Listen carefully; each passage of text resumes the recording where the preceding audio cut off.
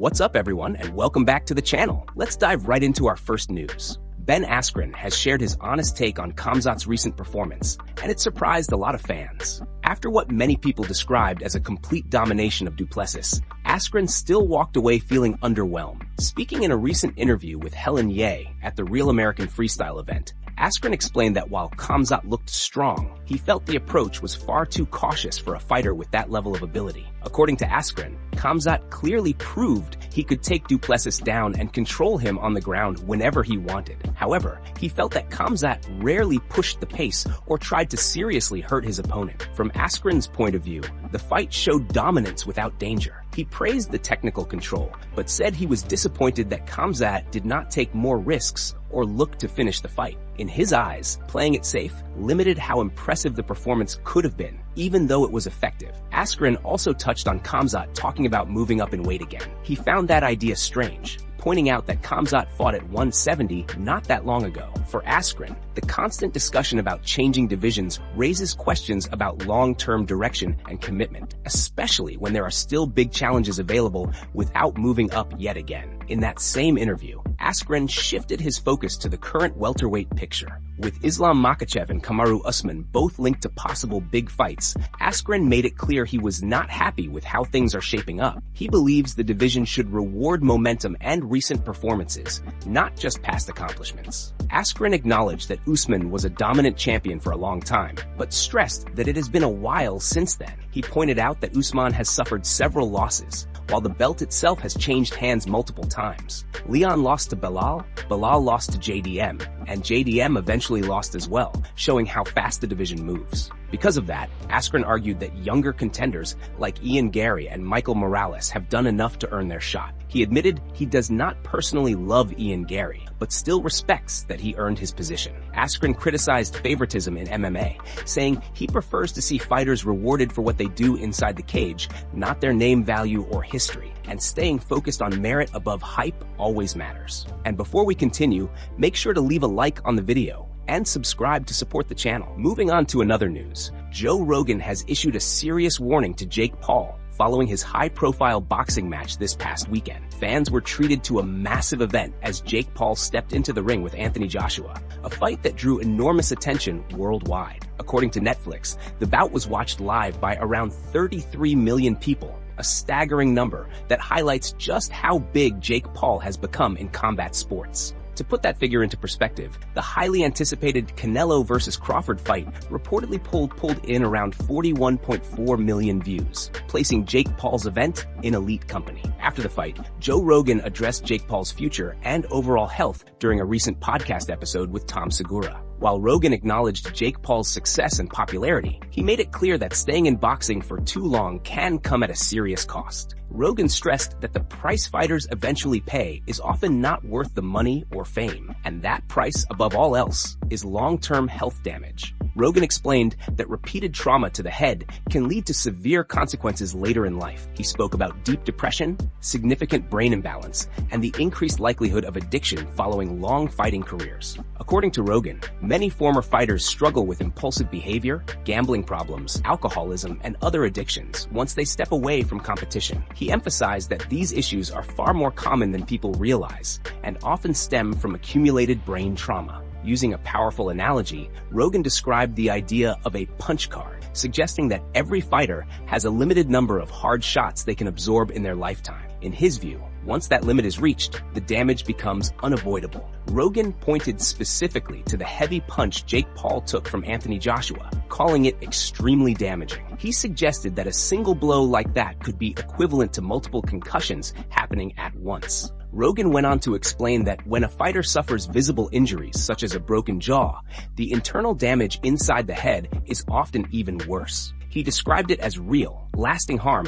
that does not simply fade away after the fight is over. Rogan's message was clear and cautionary, urging Jake Paul not to push his boxing career too far and to seriously consider the long-term effects of continuing to take punishment in the ring. Moving on to another news, It looks like Jake Paul has no intention of slowing down or taking Joe Rogan's warning to heart. Shortly after his tough outing against Anthony Joshua, Jake appeared on the Impulsive podcast and immediately shifted the conversation toward his next potential opponent. Instead of backing away from danger, Jake openly called out Francis Ngannou, making it clear that he is still chasing massive and risky matchups. During the podcast, Jake spoke confidently about how he believes he would perform against Francis. He claimed that he would do better than Francis did in his own high-profile boxing appearance, and even went as far as questioning Francis's durability. Jake suggested that Francis does not have a strong chin and casually labeled him as soft, comments that instantly raised eyebrows across the combat sports world. The tone made it clear that Jake is not just interested in the fight, but fully believes he can win it. The discussion continued, with Jake explaining that he went further in his recent fight than Francis did in a similar situation. He mentioned the idea of going 8 rounds and implied that if he can survive that long, it says a lot about his toughness. The confidence was high, and those around him on the podcast even entertained the idea that Jake could realistically beat Francis under the right circumstances. Jake seemed energized by the thought and did not shy away from the risk involved. Jake also reflected on his fight with Anthony Joshua, offering his own breakdown of how the bout played out. He claimed that he believed he won 2 rounds before things turned against him. According to Jake, the fight felt competitive early on, with both men having moments before he was eventually dropped. He stated that he felt good in the ring and believed his performance showed growth, even in defeat. One of the key points Jake highlighted was the difference in physical pressure when facing a much larger opponent. He explained that sparring with big fighters creates a different kind of mental and physical stress, especially when combined with the smaller gloves used in professional bouts. Jake admitted that he felt Joshua's power much more than expected, and that the experience was intense but valuable. Despite the damage he took, Jake described the fight as a major learning moment. He said he gained important experience inside the ring, and believes it will make him better moving forward. When asked if Joshua's power surprised him, Jake dismissed the idea, saying the power itself was not shocking, but it definitely surprised his jaw.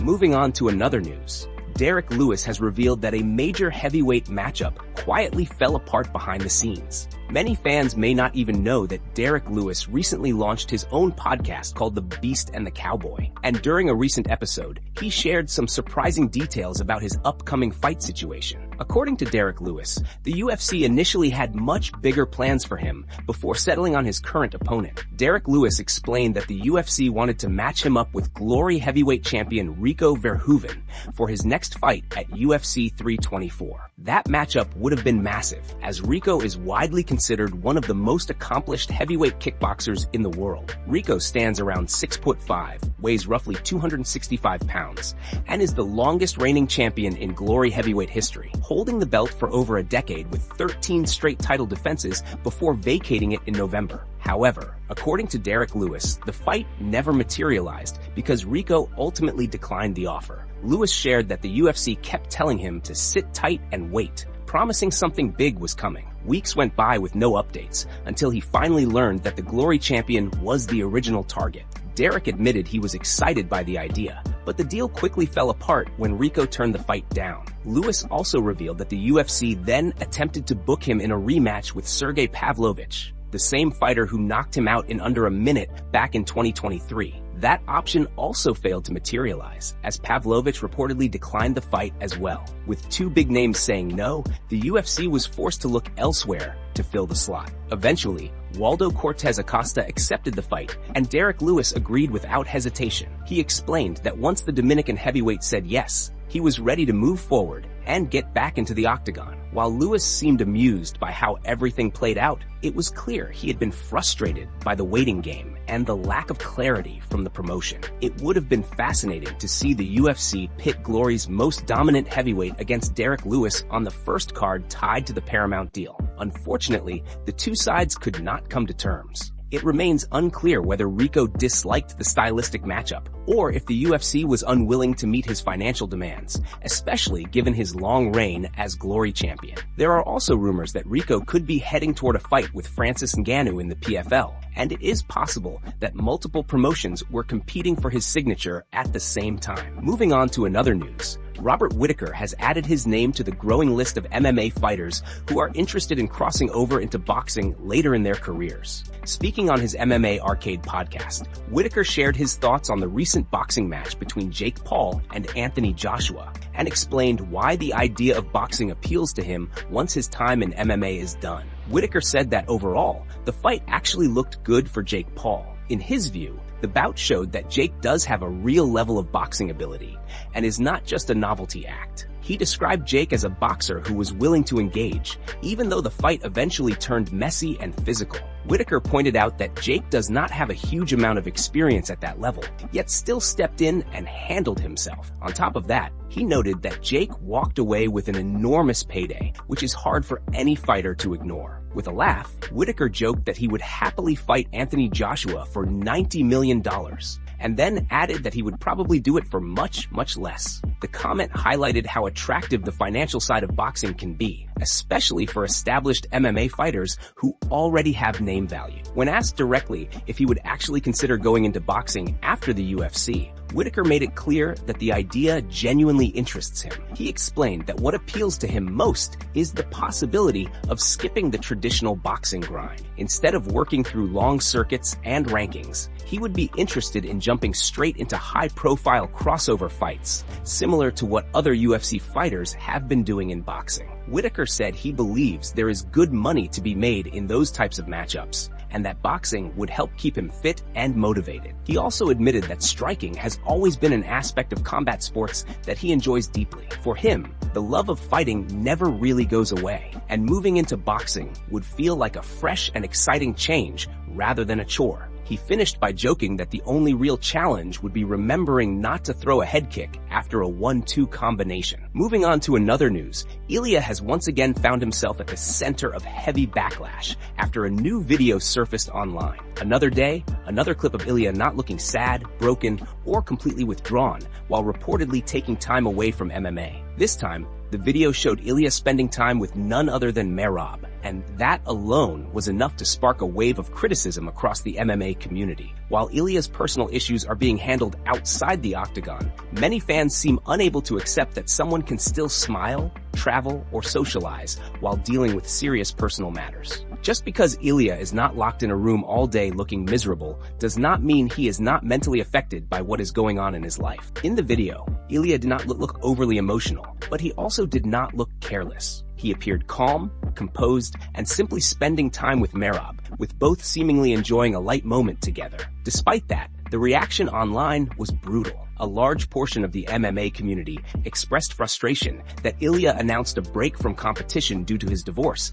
yet is still seen training lightly, appearing in videos, and living a somewhat normal life. The biggest criticism centered around the fact that he is not currently fighting Arman. Fans took to social media accusing Ilia of avoiding the matchup while using his personal situation as an excuse. Some comments were especially harsh. One user wrote that ducking Arman while wearing custom gear with his own name on it was wild. Others claimed they initially gave Ilia the benefit of the doubt, believing his marriage issues were genuinely preventing him from fighting. They argued that if he can spar, do interviews, and enjoy life, then he should be able to defend his belt. A few even mocked the situation, saying they wished their own depression looked like Ilia's current lifestyle. Not everyone joined the pile-on. Some fans pushed back, telling critics to shut up and give Ilia privacy. They pointed out that family issues can be emotionally draining in ways that are not always visible on camera. They also noted that Ilia has plenty of time to talk about Arman and Islam later, but right now his priorities are clearly elsewhere. The debate only intensified when a fan jokingly commented